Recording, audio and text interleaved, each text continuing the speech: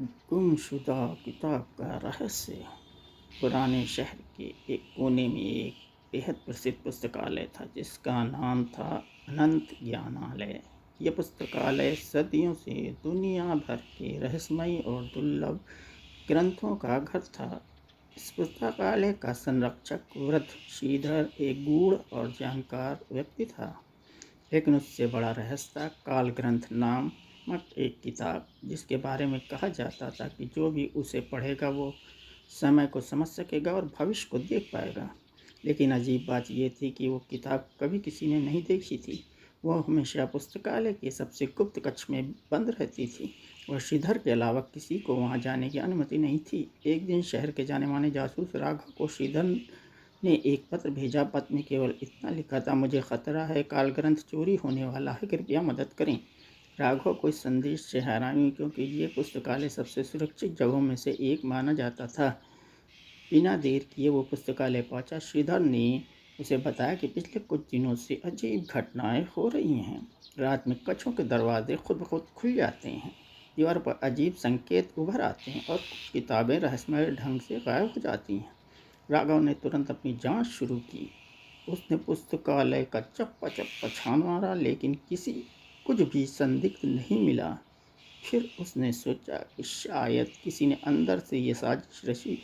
उसने श्रीधर से सभी कर्मचारियों की सूची मांगी, लेकिन सभी कर्मचारियों का रिकॉर्ड साफ था। इसी बीच एक रात जब राघव पुस्तकालय में निगरानी कर रहा था, तभी उसने देखा कि एक छाया धीरे धीरे सबसे गुप्त कक्ष की ओर बढ़ रही है। राघव ने तुरंत उसका पीछा किया, पर वह छाया बेहद फुर्तीली थी और आंखों से ओझल हो गई। अगले दिन श्रीधर और ज़्यादा परेशान हो था।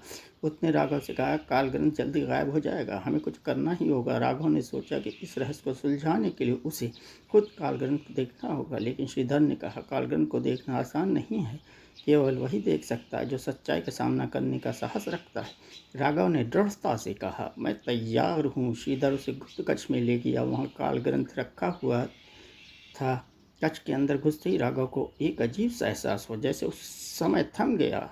वो किताब एक छोटे से मंच पर रखी थी और उसके चारों ओर अजीब प्रतीक बने हुए थे। जैसे ही राघव ने किताब को छुआ, कक्ष की दीवारों पर चमकने वाली लिपि उभर आई। अचानक एक तेज रोशनी फैल गई और राघव ने खुद को एक अजीब दुनिया में पाया। ये एक बीते हुए समय की दुनिया थी। वहाँ उसने देखा कि श्रीधर खुद काल ग्रंथ के रहस्य की रक्षा करने के लिए चुना गया था, लेकिन उसे ये भी दिखा कि एक समय आने वाला था जब कोई पुराना शत्रु उस किताब को चुराने की कोशिश करेगा। तभी राघव की आंखें खुल गई। वो समझ गया छाया कोई नहीं बल्कि श्रीधर का अपना शिष्य नील था, जिसने किताब के रहस्यों को जानने की कोशिश में श्रीधर से विश्वासघात किया था। राघव ने तुरंत श्रीधर को सच बताया। नील को पकड़ लिया गया और काल ग्रंथ फिर से सुरक्षित हो गया। श्रीधर ने राघव को धन्यवाद दिया, लेकिन राघव को अब समझ आ गया था कि कुछ रहस्य हमेशा रहस्य ही रहने चाहिए। काल ग्रंथ को उसने फिर कभी देखने की कोशिश नहीं की और इस तरह गुमशुदा किताब का रहस्य हल हो गया।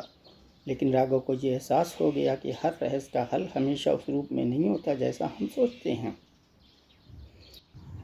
इसी तरह की मज़ेदार कहानियाँ पढ़ने के लिए फंकी